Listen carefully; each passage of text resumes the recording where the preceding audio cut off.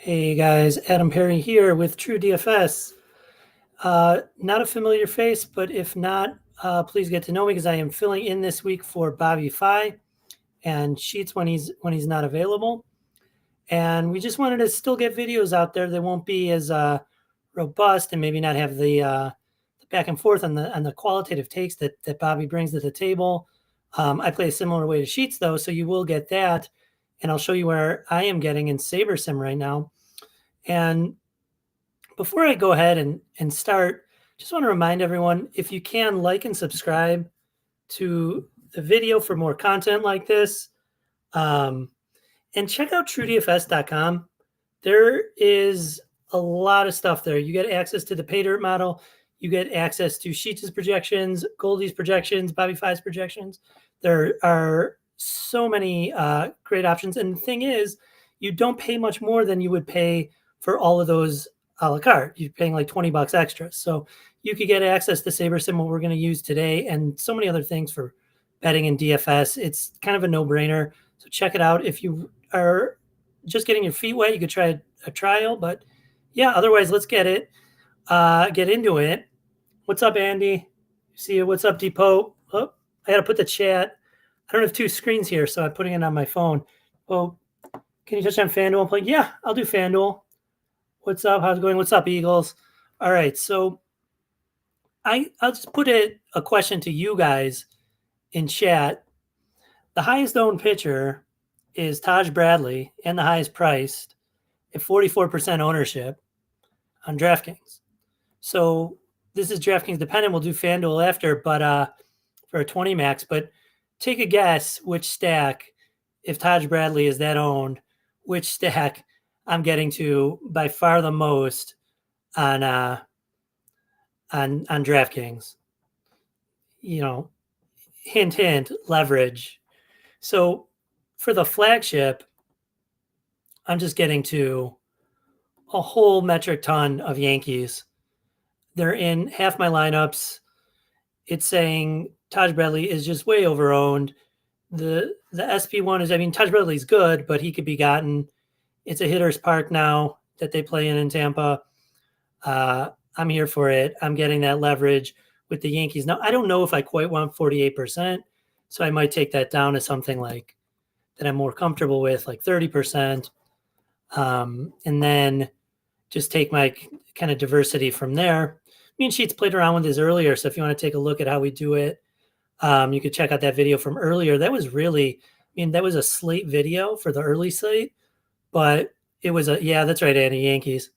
But it was a process video more than anything. So do check that out if you're interested in how we do what we do with the Sims.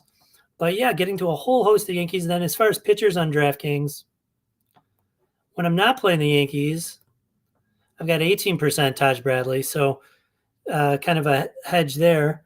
Yeah, that's right, Team Underground. I'm getting a whole ton of Yankees today.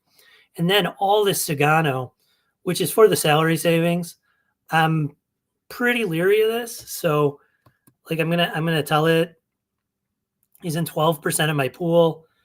He's projected for 10% ownership. I don't want to get that over leveraged to Sagano. Where'd he go? The thing about Sagano is that, so I'm going to just cap it at 25%.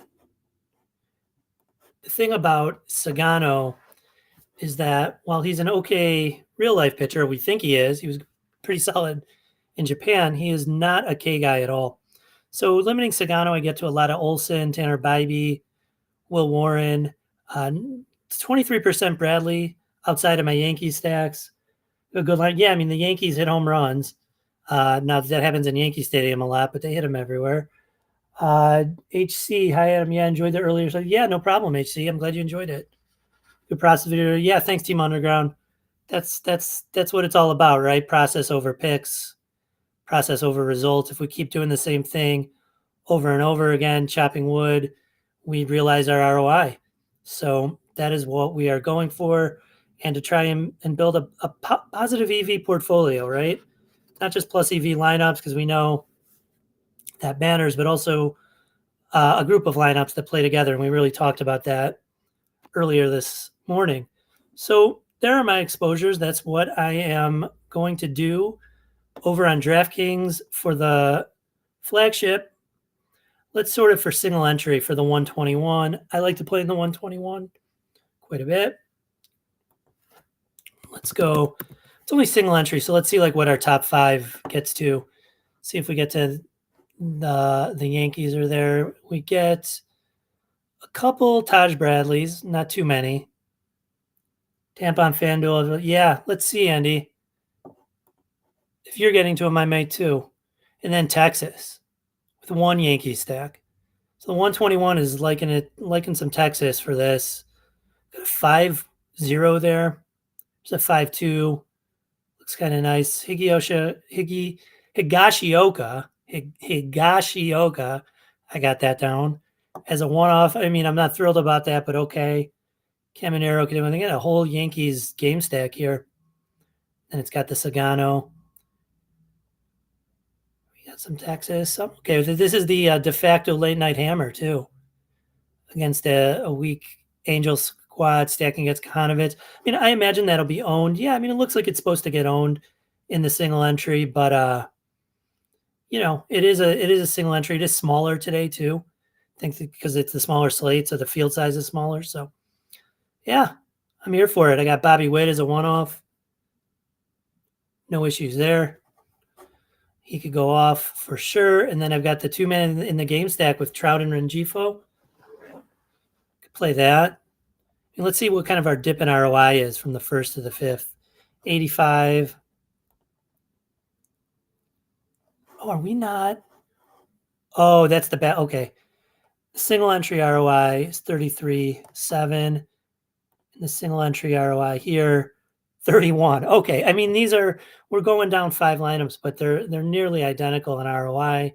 And of course, there's variance in ROI. I could very easily that we run these contest sims again, and one of these climbs up to the top or falls a little. So, I'm inclined to play the one I like. I kind of like this game stack here. You get Bobby Witt. I don't have to go to the Sagano, which I'm a little bit leery of. So, this might be the type of lineup I'm ready to go with for tonight's slate. Now, people asked about FanDuel. I see no problem in that. I'm not playing on FanDuel, but we will. Full disclosure, I'm not really playing much today at all either. I've got my toddler here that comes home from daycare like right at lock every day, so we kind of have a tough time. And I can never late swap, and it's also I just finally said I'm going to stick to the stuff I could focus on, get the early stuff, and then just not worry about the night stuff. It's just too much. So I'm going to take off salary here for FanDuel. I shouldn't worry about that too much. I mean, maybe I want. We talked about this in the morning if you should have min salary or not, and we're not 100% sure where we want to go and if we want to do that.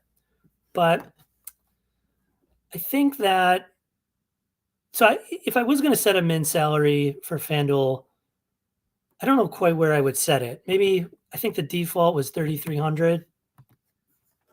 33,000, sorry. So let's just keep it there. I don't know. Boy, I don't know like where I'd want the min salary at. So I'll just zero it out.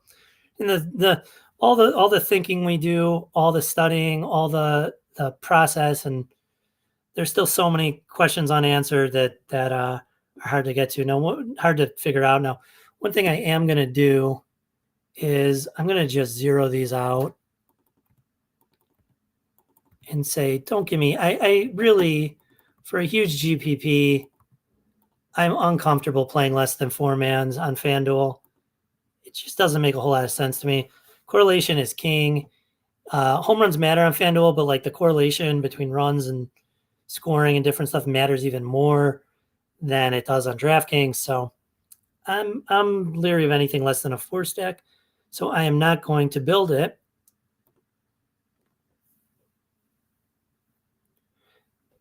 Now, normally I would use Sheets as projections. The reason I'm using SaberSim's projections is just I don't think Sheets had time to get an update in today. I think he's having technical difficulties. He had an update earlier, but not for the after we got all the lineups in. So, and that, let's go ahead and find a 20 max that we could run for 25 entries. That's good enough, right? You good with that, Depot? Say we're running 20 entries in the 25. See if we get that Tampa, Andy.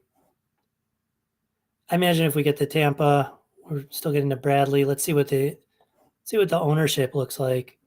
Bradley's still the highest owned, but look, Mike Trout, 39% ownership on a hitter. Wow. Okay. Let's see what our exposures look like. Run a contest sim. In Saber Score,